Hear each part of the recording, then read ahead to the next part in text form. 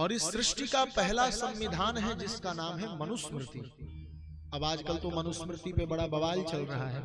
मेरा एक निवेदन रहता है, मैं तो किसी का विरोध नहीं करता और विरोध करना भी नहीं चाहिए, क्योंकि मैं ये जानता हूं इस संसार में जो हो रहा है वो सब परमात्मा की लीला है।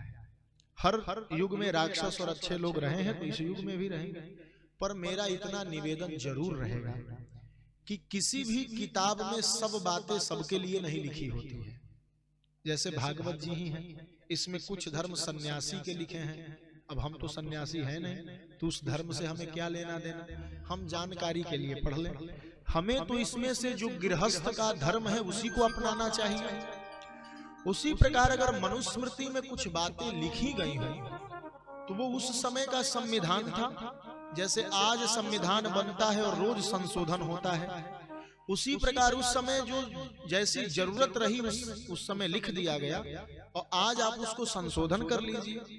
या फिर आपको विचार करने की आवश्यकता है कि आज का देश मनुस्मृति से तो चलता नहीं, आज का देश तो संविधान से चलता है।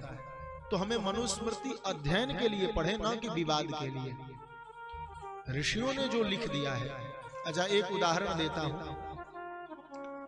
मनुस्मृति में लिखा हुआ है कि कन्याओं का विवाह 8 वर्षा भवेद गौरी, 8 वर्ष की लड़की गौरी कहलाती है, 9 वर्ष की गौरी रोहिणी कहलाती है, और 10 वर्ष की गौरी कन्या कहलाती है। इसीलिए जो कन्यादान करना चाहे वो 10 वर्ष में कर दे। बात तो एकदम अटपटी है, 10 वर्ष की लड़की का विवाह हो जाए तो क्या समझेगी।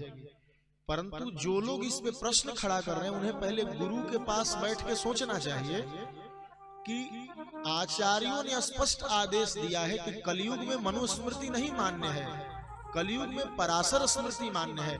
और पराशर स्मृति में स्पष्ट लिखा है कि लड़कियों का विवाह 20 वर्ष तक होना चाहिए। सबको पराशर जी ने डबल किया है।